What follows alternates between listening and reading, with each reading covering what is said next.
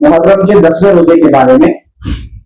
मुहर्रम की 10 तारीख का एक रोजा रखना सुन्नत तो है। अच्छा, मगर हाँ हदीसों में आता है कि आप सल्लल्लाहु अलैहि जी, जी, जी। वसल्लम ने इरशाद फरमाया कि अगर मैं अगले साल रहा तो इसके साथ में एक और रोजा मिलाऊंगा।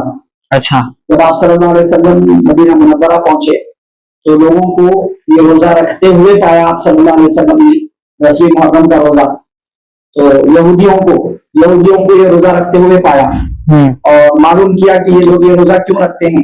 तो उन्होंने कहा था कि इस दिन अल्लाह ताला ने मूसा अलैहिस्सलाम को नजात दी थी और फिर उनको अजाब दिया, हलाक कर दिया था। अच्छा, अच्छा तो हम खुशी में रोजा रखते हैं। जी, तो आप सल्लल्लाहु अलैहि वसल्लम ने भी 10वीं मुहर्रम का रोजा रखा और सहाबे किराम को भी रोजा रखने का हुक्म दिया। बिल्कुल फिर कुछ वक्त के बाद आप सल्लल्लाहु अलैहि वसल्लम ने ये इरशाद फरमाया कि अगर अगले साल में रहा तो 10वें मुहर्रम के साथ एक और रोजा रखूंगा।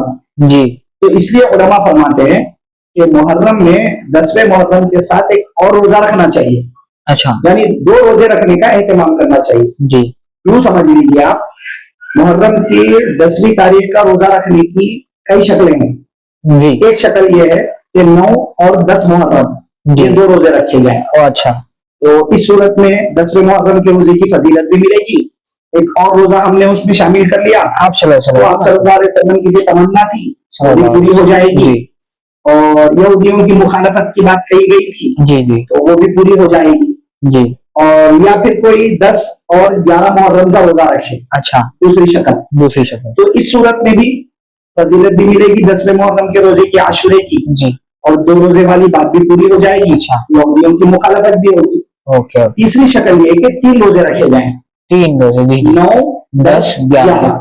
3 रोजे भी अगर कोई रखते हैं तो बिल्कुल रख सकते हैं क्योंकि पूरा महीना मुहर्रम का रोजे रखे जा सकते हैं। जी, जी, तो बीच में 10 मुहर्रम का रोजा भी मिल गया। मिल गया, तो 10 मुहर्रम के रोजे पर जो फजीलत है गुनाहों के माफ होने वाली वो भी मिल गई और एक और रोजा भी उसमें ऐड हो गया।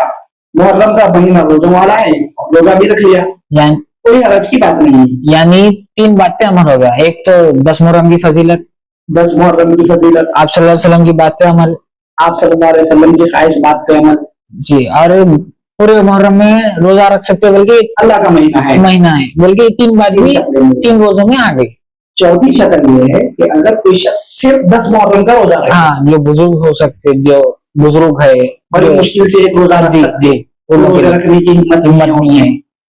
तो क्या उनको 10वें मुहर्रम के रोजे की फजीलत मिलेगी? जी, ऐसा, हाँ, अगर कोई सिर्फ 10वीं मुहर्रम का भी रोजा रख ले तो वो जो 1 साल के गुनाहों के माफ होने वाली फजीलत है वो जी। फजीलत तो उनको भी मिल जाएगी। अच्छा, अलबत्ता एक और रोजा रखना जो बेहतर और औला और अफजल था वो उससे महरूम रह जाएंगे।